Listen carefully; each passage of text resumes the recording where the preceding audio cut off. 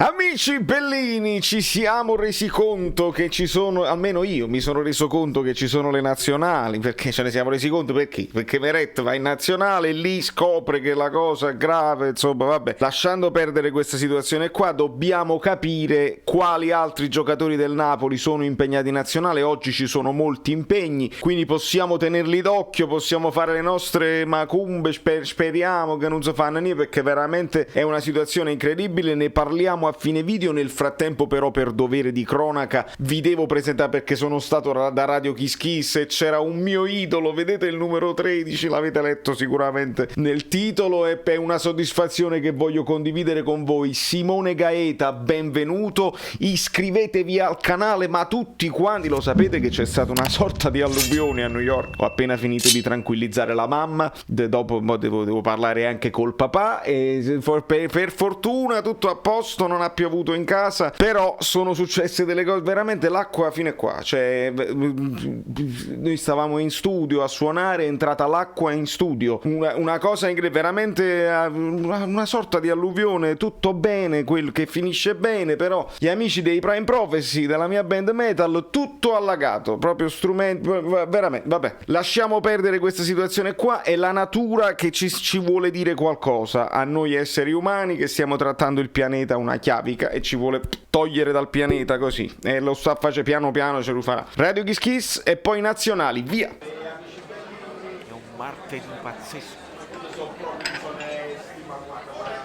rumori incredibili, rumori.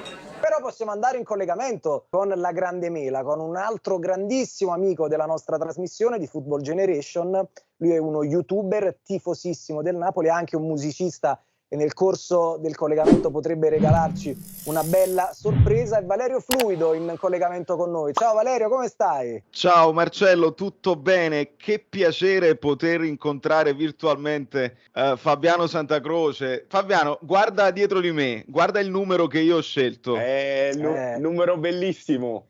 Tu non hai idea, io da quando io seguo il Napoli dal periodo buio, poi dopo siamo risaliti, tu arrivasti a Napoli, io da quando sei arrivato al Napoli il mio numero preferito è diventato il 13 e ho cominciato anche a comprare scarpette di calcio bianche come le usavi tu. Questo per farti capire. Ragazzi, che colpo di fortuna, perché abbiamo Santacroce in studio e Valerio Fluido in collegamento, che è un grande fan di Fabiano.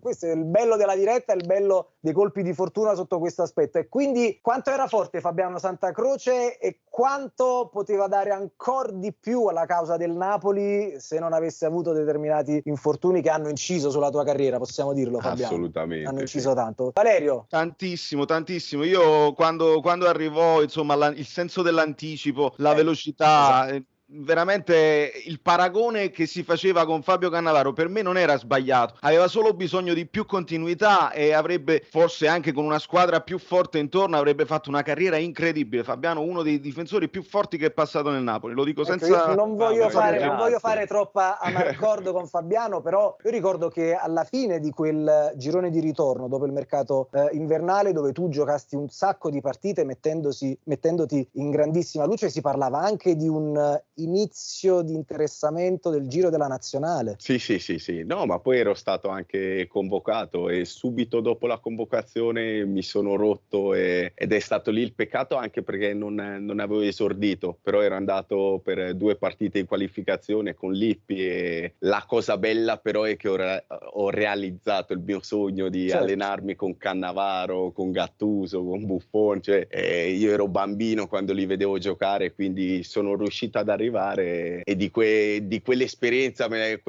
la porterò sempre dentro. È vero, ed è stato davvero un peccato non vederti ad alti livelli per più anni nel corso della tua carriera, perché poi Valerio ha parlato del senso dell'anticipo ed era una caratteristica non comune a quei tempi come allora, perché i difensori evitano di anticipare perché è una giocata particolarmente complicata e rischiosa. Mi ero allenato tantissimo, ho avuto la fortuna di avere dei bravi allenatori nelle giovanili e ne ho avuto uno, soprattutto Borgonovo, che mi faceva allenare spesso sull'anticipo, quindi mi metteva il cinesino davanti, io dovevo andare a cercare, mi hanno insegnato cosa dovevo fare, poi ho continuato a a provarlo e riprovarlo più volte, ero diventato bravo, dai. Valerio, torno subito da te per chiederti innanzitutto un giudizio sul mercato del Napoli che si è appena concluso, su queste prime 2 giornate di campionato, e soprattutto chi ti segue su YouTube, che cosa ti ha raccontato, quali sono le sensazioni,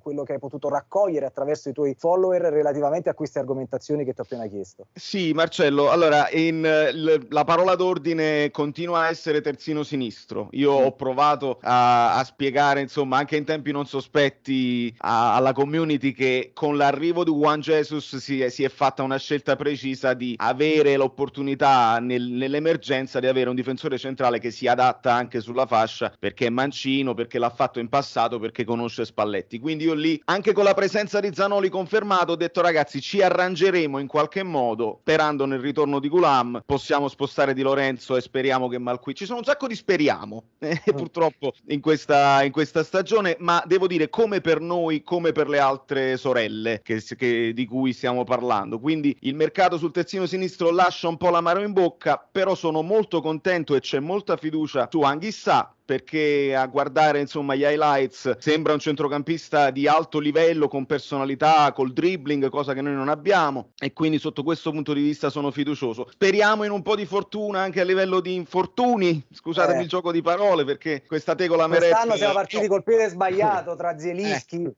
Meret, effettivamente sembra andare sulla falsa riga della passata stagione. Prima di andare in pubblicità, ancora un minuto, il tuo giudizio sulle prime 2 giornate di questo Napoli di Luciano Spalletti. Con il Venezia siamo stati, secondo me, fortunati nell'incontrare una squadra che ha subito l'impatto con la Serie A e non hanno avuto il coraggio di attaccarci. Noi siamo stati bravi a mantenere la calma, con personalità. Insigne è andato a tirare quel secondo rigore, e bene così. Con il Genoa è stata partita vera, e nel secondo tempo abbiamo cominciato a capire cosa significa quando ti attaccano. Il Napoli ancora una volta è stato bravo a resistere e poi a mettere anche il secondo gol dopo quel pareggio, quindi bene così. Abbiamo imparato delle cose, Spalletti ha su cui lavorare anche a livello psicologico su questi ragazzi. Quando la partita si mette male, ricordate quello che avete fatto contro Venezia e Genoa, e quindi sotto questo punto di vista speriamo che l'esperienza di un tecnico così importante ci possa portare quei punticini in più che sposteranno l'equilibrio, perché stiamo tutte lì come l'anno scorso. Vedo una fascia al tuo collo che solitamente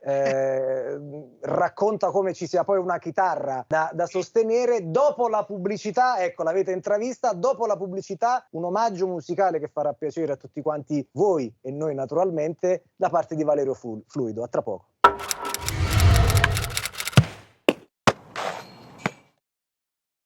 Siamo tornati nuovamente in diretta, ma soltanto per girare subito la linea a Valerio Fluido. Valerio, parti, suona la tua chitarra e facci sentire la richiesta che ti ho fatto in camera Caritatis relativamente al pezzo da suonare. Mi alzo un pochino così prego, si vede. Prego. Si sente? Sì, si sente. Ok, perché Spalletti ci ha chiesto, insomma, esatto. Ha messo i tifosi al centro del progetto, e quindi il tema di questa stagione deve essere il Sarò con te, no? Quindi, insomma, cantatela insieme a me anche virtualmente. Sarò con te e tu non devi mollare. Abbiamo un sogno nel cuore. Napoli torna campione.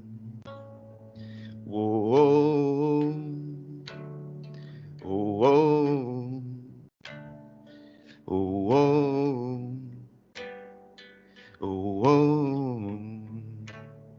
Sarò con te e tu non devi mollare. Abbiamo un sogno nel cuore. Napoli torna campione. Abbiamo perso l'ultima parte, però secondo me la parte più fantastico, con i BPM più alti, più rock, era fantastica. Grazie mille Valerio per questo omaggio, e naturalmente prima di salutarti magari voglio lasciare a te una domanda e una curiosità per un tifoso del Napoli che vive a New York nella Grande Mela, ma sono tantissimi in giro per tutto il mondo. Questa è una delle cose più belle che ho trovato, capito? Perché ovunque andassi in vacanza, da giocatore tifosettori del Napoli trovavo sempre e tuttora trovo Certo. gente che poi magari mi riconosce, cioè siete ovunque, come si vive da là l'affetto, come si vivono le partite? Spiegaci un po'. Come sai, in America il calcio sta prendendo un po' più piede in quest'ultimo periodo, non è il loro sport principale. Quindi il tifoso in generale, quando vede un altro tifoso che magari indossa una maglietta, c'è subito curiosità, ci si parla, qual è la tua squadra preferita e ci si confronta. Quando si trova uno con la maglietta del Napoli diventa una festa, diventiamo amici immediatamente, si parla del calcio, si parla del campionato, è una cosa incredibile veramente. Ecco, e a New York che cosa pensano di questo Napoli targato Spalletti nelle prime, cioè parlando con altri tifosi azzurri che amici tuoi che incontri per strada o nei punti di ritrovo appunto in città, qual è il clima, qual è il giudizio iniziale? C'è una moderata fiducia, noi sappiamo, il tifoso del Napoli sta anche maturando in questo periodo perché ne abbiamo viste di tutti i colori, quindi anche quando siamo lì ad un passo e basta battere una squadra che in teoria è più scarsa di te, non è sempre detto, quindi c'è una moderata fiducia perché comunque Spalletti ha cominciato bene, perché sono rimasti dei giocatori importanti che non dovevano assolutamente essere ceduti e speriamo insomma che per una volta il Napoli riesca a inserirsi proprio come un'anguilla, ecco, come Anguilla. il capitone. E quindi Anguilla, ma Valerio, facciamoci due risate, perché secondo te è stato messo questo soprannome a... Io penso per le sue doti da driblomane. Io quando ho fatto il video sui pregi e i difetti, Anghissà, Anguilla, il capitone, insomma uno che sguiscia. Va bene. Non intendevo assolutamente. Sei stato perfetto Valerio, grazie davvero tanto per questo collegamento e anche con te ci risentiremo nel corso dell'anno per tastare un po' il polso della tifoseria partenopea nella Grande Mela a New York. Un abbraccio forte e grazie per l'omaggio musicale che ci hai regalato. Un abbraccio gigante a Fabiano, quando sei a New York un colpo di telefono. Ecco qua, allora vedi che dobbiamo partire Fabiano, avevo detto bene, dobbiamo partire. Fine puntata, ci organizziamo, tanto settimana prossima Football Generation non andrà in onda perché c'è la partita della nazionale e ci collegheremo noi magari da New York, o magari non ci colleghiamo e ci godiamo la Grande Mela. Grazie mille Valerio, un abbraccio. Ciao. Allora amici bellini, benissimo, ci siamo divertiti, ci sono stati un po' anche di atmosfera leggera ed è giusta. Facciamo un passaggio così, mi sposto un po' più qua perché sì, ma non si vede bene perché ci sono tutti i file, forse è meglio che io me la tiro, faccio così,